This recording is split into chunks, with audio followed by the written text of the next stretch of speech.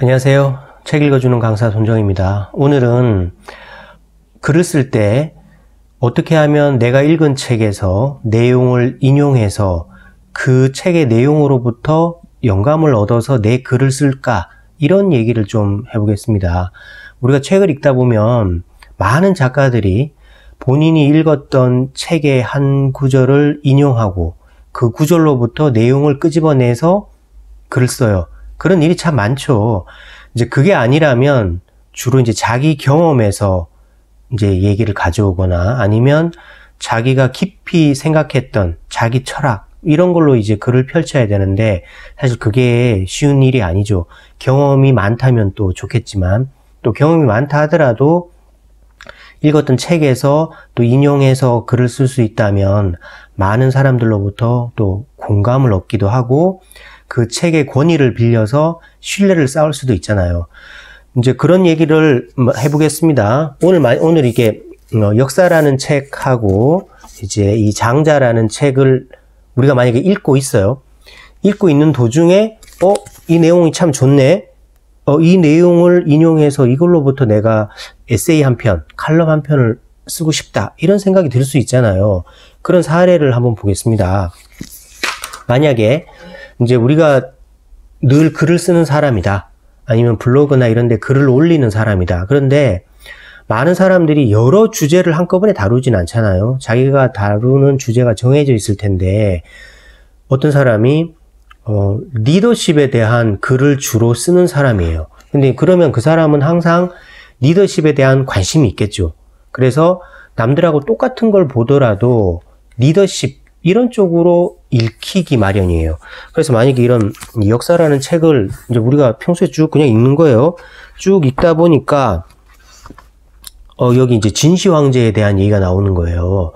진시 황제가 춘추 전국 시대를 통일하고 나서 불과 한 15년 만에 망하고 말죠.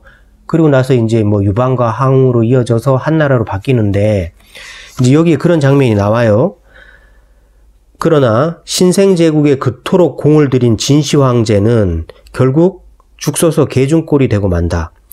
원래 리더십은 유전되는 것이 아니다. 그래서 시스템이 필요하다. 그 점을 알기에 진시 황제는 자신의 리더십으로 건설된 제국이 후대에 순조롭게 전승될 수 있도록 시스템을 개선하려고 했으나, 사실 그가 구축한 시스템 자체가 개인의 리더십이 없으면 가동될 수 없는 것이다. 그가 죽자마자 제국은 곧장 무너져 내렸다. 그래서 실제로 중국형 제국의 전형이 된 것은 진나라의 뒤를 이은 한나라다. 이런 내용이 나와요. 근데 우리가 이제 평소에 역사책을 쭉 읽잖아요. 그럼 읽다가 보면 내가 리더십에 대해서 늘 글을 쓰고, 아니 지금 현재 그런 책을 집필하고 있는 사람이라면 이런 책을 딱 읽었을 때 요 부분을 이용해서 내가 에세이 한 편을 쓸 수 있겠다, 이런 생각이 이제 딱 들어야 되는 거죠. 그럼 여기서는 이걸 소재로 어떻게 리더십에 관한 글을 쓸 수 있겠어요? 이제 처음에는 요 부분을 인용할 수 있겠죠. 어느 작가의 어떤 책을 봤더니 요런 내용이 있더라. 그래서 쭉 옮겨주는 거예요. 그런데 진시 황제가 통일을 한 다음에 제국을 계속해서 유지하기 위해서 도량형도 통일하고 문자도 통일하고 학문도 이제 중심 철학도 법가로 통일하기 위해서 분서갱유 하면서 유학자 이런 사람들 다 땅에 묻고 불태워 책도 불살르고 막 이런 걸 다 했잖아요. 시스템을 만들려고. 그런데 그 시스템을 만든 자체가 너무 과격했잖아요. 과격하다 보니까 진시 황제 자체가 죽어버리고 나면은 이게 작동이 안 되는 거예요. 그러니까 진정한 리더십은 자기가 없어도 작동될 수 있도록 시스템을 만드는 사람, 이제 그런 사람이 진짜 리더고, 거기에서 발현된 행위가 이제 리더십이라고 할 수 있잖아요. 그럼 이제 이런 사례를 딱 들어주는 거예요. 그러니까 여기는 이제 사례가 좀 짧으니까 요거에서 이제 조금 더 내가 사례를 수집하는 거죠. 진시 황제가 만들었던 시스템들을 이제 수집을 하는 거예요. 수집을 다 해가지고 써주는 거죠. 그리고 나서 그 진나라가 망했던 과정, 그런 것들을 또 찾아보면 금방 찾을 수 있잖아요. 이제 그런 거를 찾아서 또 좀 쓰는 거죠. 쓰면은 벌써 한 A4지 거의 한 페이지 가까이 쓸 수 있을걸요. 그런 다음에 뭘 쓰면 돼요? 그러면 실제로 지금 우리 현대 조직에서 이런 사례가 없을까? 워낙 리더가 카리스마 있게 회사를 지금 운영해서 잘 돌아가는 것 같지만 만약에 그 리더가 물러나면 그 회사가 잘 안 돌아갈 만한 사례, 이런 걸 우리가 또 찾을 수도 있어요. 그리고 나서 마지막에는 어떤 내용을 쓰면 되겠어요? 그럼 잘 되려면 어떻게 해야 되느냐?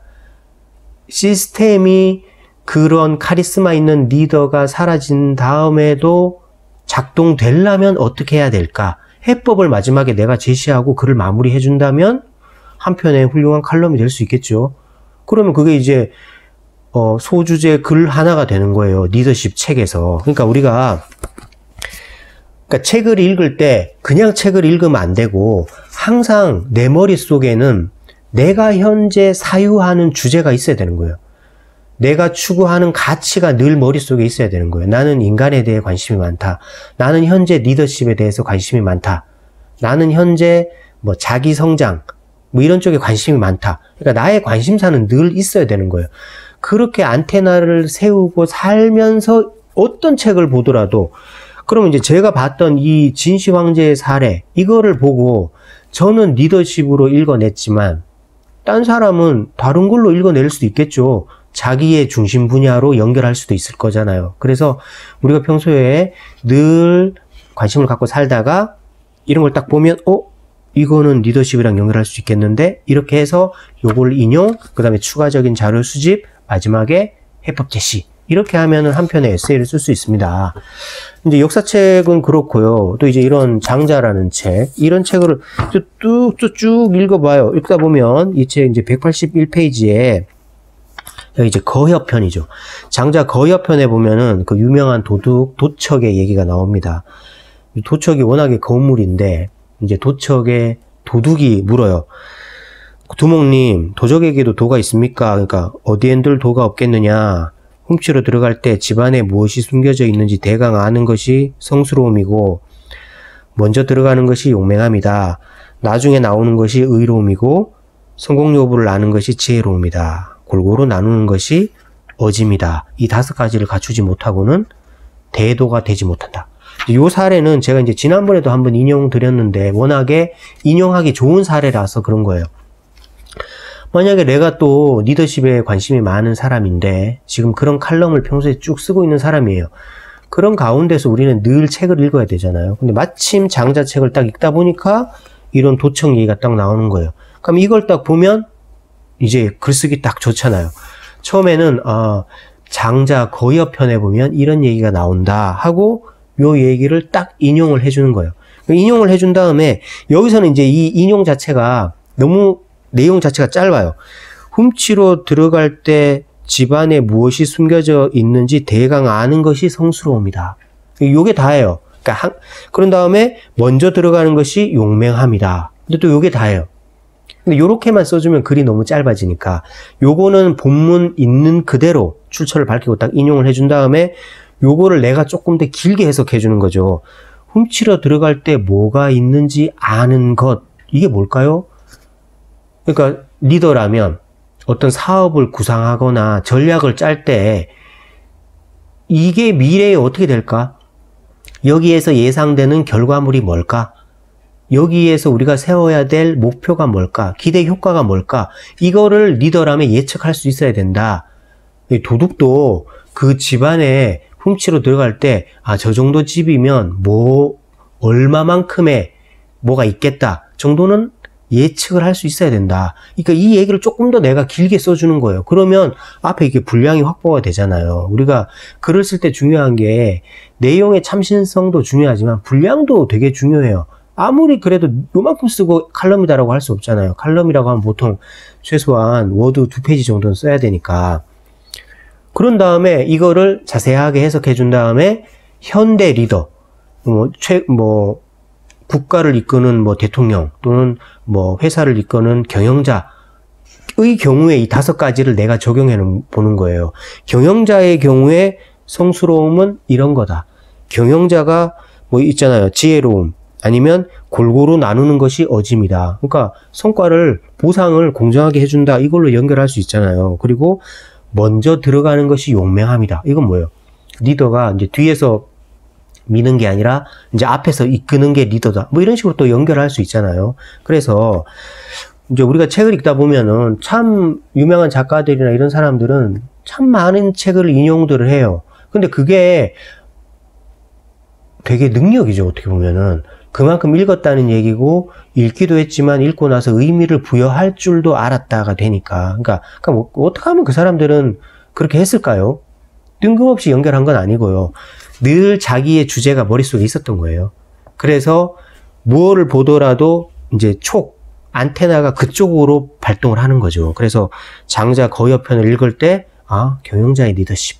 이런 쪽으로, 아니면 자기가 무슨 뭐 교육자나 뭐 가정을 이끄는 리더십 이런 쪽에 관심이 많다면 이 5가지 도를 부모의 역할하고도 연결을 해서 또 글을 쓸 수도 있겠죠. 그래서 여러분들도 이제 책을 읽을 때는 늘 쓰기 위한 자세를 갖고 책을 읽어야 돼요. 그렇지 않으면 그 읽은 지식이 체계화되지도 않을 뿐더러, 그리고 잘 잊혀지잖아요. 기록으로 남지도 않고. 그래서 항상 머릿속에 나의 하나의 주제를 가진 다음에 책을 읽을 때도 내 주제와 연결하는 습관, 그리고 습관을 거기에 거치지 말고 실제로 블로그에 글을 올린다든가 워드에다가 미리 써두면 나중에라도 내가 책을 낼 때 묶어서 낼 수도 있겠죠.